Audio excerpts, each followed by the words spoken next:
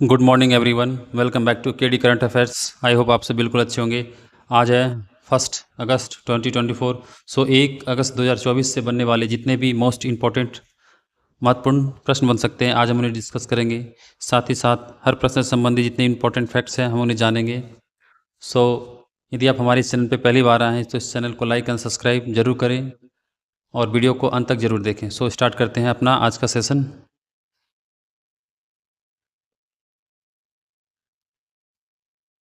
हमारा आज का पहला प्रश्न है, हाल ही में किस मंत्रालय ने पर्यावरणीय स्थिरता को बढ़ावा देने के लिए आइडियाज़ फॉर लाइफ पहल शुरू किया है? सो आपका आंसर हो जाएगा पर्यावरण, वन और जलवायु परिवर्तन मंत्रालय ने। सो हाल ही में केंद्रीय पर्यावरण, वन और जलवायु परिवर्तन मंत्री भूपेंद्र यादव ने पर्यावरण के अनुकूल जीवन शैली को बढ़ावा देने के लिए अभिनव विचारों को आमंत्रित करने के लिए आईआईटी दिल्ली में आइडियाज़ फॉर लाइफ पहल की शुरुआत की है। यह यूजीसी और यूनिसेफ जैसी संस्थाओं द्वारा समर्पित एक पहल है जिसका उद्देश्य पर्यावरणीय स्थिरता के लिए एक वैश्विक आंदोलन को बढ़ावा देना है। इसके अलावा इस्पात मंत्रालय की बात करें तो इस्पात मंत्रालय ने हाल ही में एक स्टील आयात निगरानी प्रणाली सिम्स 2.0 पोर्टल लॉन्च किया है। संस्कृति मंत्रालय, जो गजेंद्र सिंह शेखावत जी मंत्री हैं, उन्होंने हाल ही में राष्ट्रीय संस्कृति मानचित्रण मिशन NMCM की शुरुआत की है। कृषि मंत्री कौन है? शिवराज सिंह चौहान। सो देखते हैं अपना नेक्स्ट प्रश्न।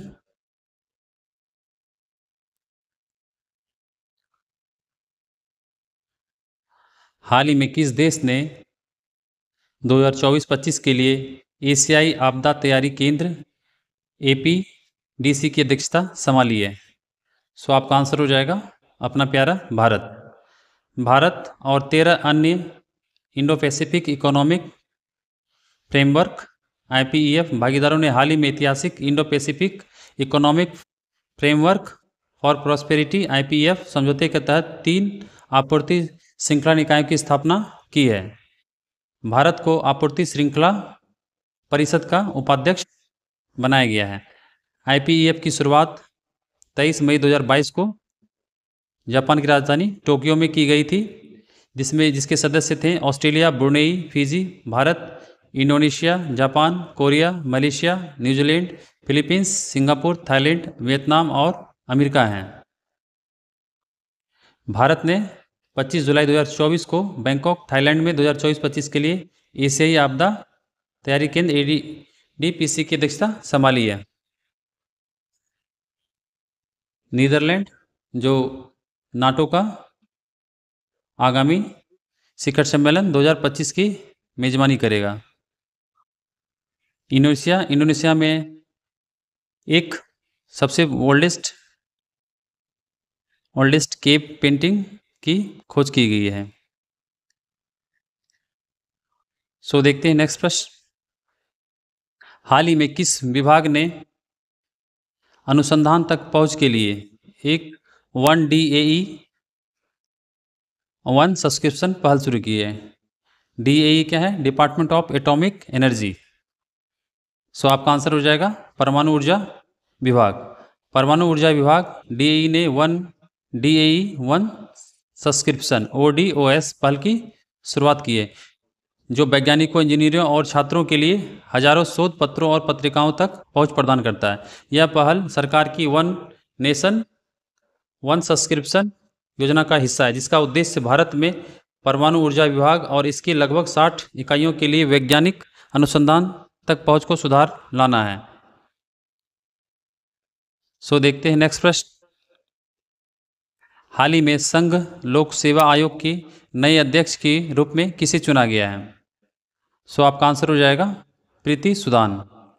1983 बैच के IAS अधिकारी रही पूर्व केंद्रीय स्वास्थ्य सचिव जो प्रीति सुदन जी है, उन्होंने मनोज सोनी के इस्तीफे के बाद UPSC की नई अध्यक्ष पद संभाल ली है, जो 1 अगस्त 2024 से 2029 तक ये इनका टेन्योर रहेगा। इस पद पर आसीन होने वाली ये दूसरी महिला होगी। इससे पहले 1996 में RM माथ्यू इस पद पर आसीन हुई थी। प्रीति सूदन जो बेटी बचाओ बेटी पढ़ाओ और आयुष्मान भारत जैसे राष्ट्रीय कार्यक्रमों में महत्वपूर्ण योगदान निभाया है। 1926 में स्थापित संघ लोक सेवा आयोग भारत सरकार के लिए सिविल सेवकों की भर्ती और चयन और प्रशिक्षण प्रदान करता है। तो प्रीति सूदन किसकी जगह लेंगे? मनोज सोनी की जगह। प्रदीप सिंह खरोड़ा जिसे हाल ही में नेशनल टेस्टिंग एजेंसी का नया महानिदेशक बनाया गया है। राकेश रंजन जिसे हाल ही में स्टाफ सिलेक्शन कमीशन का नया अध्यक्ष बनाया गया है। सो देखते हैं नेक्स्ट प्रश्न। हाल ही में पंजाब के नए राज्यपाल और चंडीगढ़ के प्रशासक के रूप में किसने शपथ ली है? सो आपका आंसर हो जाएगा गुलाब चंद कटारिया। तो गुलाब चंद कटारिया ने पंजाब राजभवन में पंजाब के नए राज्यपाल और चंडीगढ़ प्रशासक के रूप में शपथ ली है। पंजाब एवं हरियाणा उच्च न्यायालय के मुख्य न्यायाधीश सील नागू ने उन्हें शपथ दिलाई। कटारिया पंजाब के 30वें राज्यपाल होंगे। ओम प्रकाश माथुर की बात करें तो ओम प्रकाश माथुर को सिक्किम का नया राज्यपाल नियुक्त किया गया है। वहीं जिष्णुदेव वर्मा को तेलंगाना का नया राज्यपाल नियुक्त किया गया है। CP राधाकृष्णन को महाराष्ट्र का नया राज्यपाल नियुक्त किया गया है। लक्ष्मण प्रसाद आचार्य जिसे असम का नया गवर्नर नियुक्त किया गया। संतोष कुमार गंगवार जिसे झारखंड का नया गवर्नर नियुक्त किया गया। सो देखते हैं नेक्स्ट प्रश्न। हाल ही में किस केंद्रीय मंत्री ने राष्ट्रीय शिक्षुता और प्रशिक्षण योजना 2.0 पोर्टल लॉन्च किया है? सो आपका आंसर हो जाएगा धर्मेंद्र प्रधान। सो केंद्रीय शिक्षा मंत्री धर्मेंद्र प्रधान ने नई दिल्ली में राष्ट्रीय प्रशिक्षुता एवं प्रशिक्षण योजना 2.0 पोर्टल का शुभारंभ किया है तथा डायरेक्ट बेनिफिट ट्रांसफर मोड के माध्यम से प्रशिक्षुओं को 100 करोड़ रुपए की वजीफा वितरित किए हैं। यह प्रशिक्षु सूचना प्रौद्योगिकी विनिर्माण ऑटोमोबाइल जैसे विभिन्न क्षेत्रों में प्रशिक्षण ले रहे हैं। यह पहल युवाओं के कौशल और रोजगार सरकार पर फोकस के अनुरूप है। जी किशन रेड्डी जिन्होंने हाल ही में निर्माण पोर्टल लॉन्च किया है। इसके अलावा कोलकाता में इन्होंने नेशनल लैंडस्लाइड फोरकास्टिंग सेंटर का उद्घाटन किया गया। अमित शाह जिन्होंने मानस पोर्टल को लॉन्च किया है जिसका हेल्पलाइन नंबर है 1933। राजनाथ सिंह जो डिफेंस मिनिस्टर हैं। सो देखते हैं नेक्स्ट प्रश्न।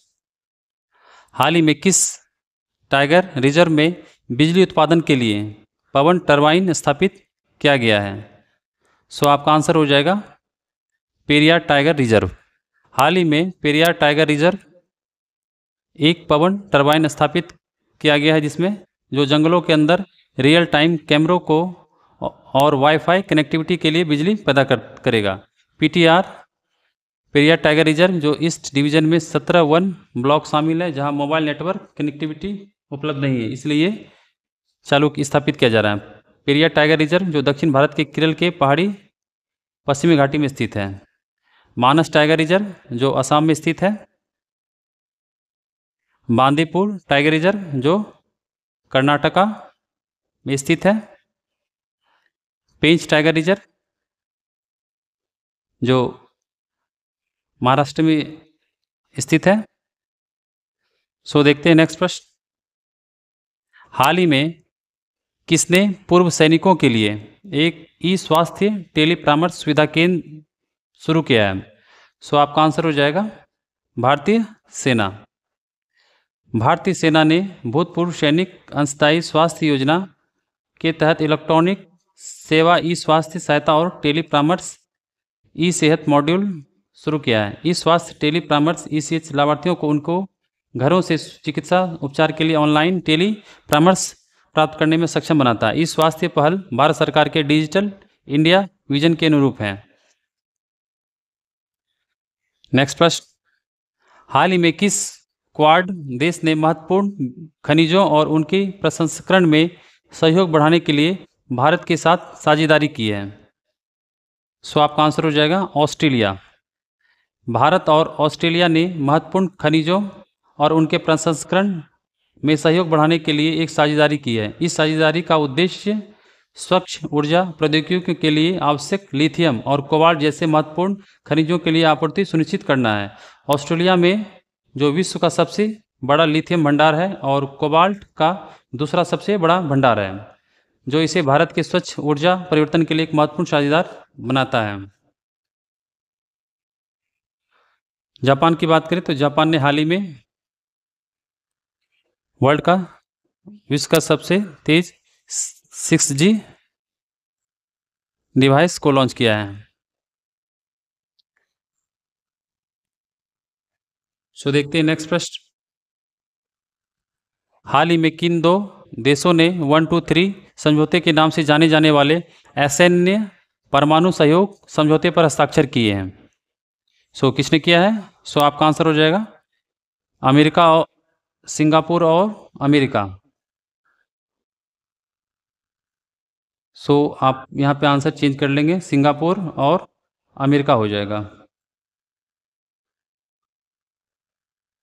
अमेरिका और सिंगापुर ने 31 जुलाई 2024 को असैन्य परमाणु सहयोग पर 123 समझौते पर हस्ताक्षर किए हैं। इस समझौते का उद्देश्य सिंगापुर द्वारा कार्बन उत्सर्जन को कम करने के लिए वैकल्पिक ऊर्जा स्रोतों की खोज के दौरान परमाणु ऊर्जा के शांतिपूर्ण उपयोग पर सहयोग करना है। यह समझौता 30 वर्षों तक चलेगा। इस तरह के समझौता अमेरिका के साथ भारत भी किया है। सो देखते हैं नेक्स्ट प्रश्न। सो आई होप आपको आज का सेशन अच्छा लगा होगा। ये इस सेशन का आखिरी प्रश्न था। देखते हैं पिछले प्रीवियस डे के रिवीजन क्वेश्चन को एक बार। 2025 T20 एशिया कप की मेजबानी कौन सा देश करेगा? सो अपना प्यारा भारत। हाल ही में किस देश की सादो खानों को यूनेस्को की विश्व धरोहर सूची में शामिल किया गया है? सो ये आपका आंसर हो जाएगा जापान। हाल ही में इंग्लिश चैनल को पार करने वाली सबसे युवा और सबसे तेज गति से महिला पैरा तैराक कौन बनी है? तो मुंबई की जिया राय। हाल ही में निकोलस मादुरो जो कि दोबारा राष्ट्रपति चुने गए हैं, ये किस देश के हैं? वेनेजुएला के। हाल ही में किस देश ने आवारा कुत्तों को पकड़ने के लिए तथा आक्रामक व्यवहार करने वाले या लाइलाज बीमारी से ग्रस्त कुत्तों को मार डालने जैसे संबंधित विवादास्पद कानून को मंजूरी दी है? सो आपका आंसर हो जाएगा तुर्की। हाल ही में 2024 के लिए वी वेंकैया एपिग्राफी पुरस्कार किसने जीता? वी वेदाचलम। हाल ही में आयोजित 54वें अंतर्राष्ट्रीय भौतिकी ओलंपियाड 2024 में भारत कौन सा स्थान पर रहा? तो चौथे स्थान पर रहा। किस दक्षिण पूर्वी एशियाई देश ने हाल ही में एक विशेष डाक टिकट जारी किया जिसमें अयोध्या के भगवान राम का एक डाक टिकट भी शामिल है? सो आपका आंसर हो जाएगा लाओस। हाल ही में पेरिस ओलंपिक 2024 में मिश्रित 10 मीटर एयर पिस्टल निशानेबाजी में मनु भाकर और सरबजोत सिंह ने कौन सा पदक अपने नाम किया? सो आपका आंसर हो जाएगा ब्रॉन्ज। और आखिरी है, प्रत्येक वर्ष किस दिन को अंतर्राष्ट्रीय बाघ दिवस के रूप में मनाया जाता है? सो आपका आंसर हो जाएगा 29 जुलाई। सो चलते हैं अपने आज के क्विज पे। सो आप यहाँ स्क्रीन पे 5 प्रश्न देख सकते हैं। ये प्रश्न कहीं ना कहीं जो हमने पिछले सेशन किए हैं, ये उनमें से प्रश्न दिए गए हैं। आई होप आप इनके आंसर कमेंट बॉक्स में जाके जरूर करेंगे और आपको जितने भी आंसर आ रहे हैं उतने ही करें। आई होप यदि आप हमारे चैनल पे कंटिन्यू रहेंगे तो आपका स्कोर जरूर बढ़ेगा। सो यदि आप हमारे चैनल पे पहली बार आए हैं तो इस चैनल को लाइक एंड सब्सक्राइब जरूर करें और अपने फ्रेंड्स को जरूर शेयर करें। यदि वीडियो इन्फॉर्मेटिव लगे तो आपको बहुत बहुत धन्यवाद वीडियो को अंत तक देखने के लिए। सो मिलते हैं अपने नेक्स्ट वीडियो में। थैंक यू, धन्यवाद।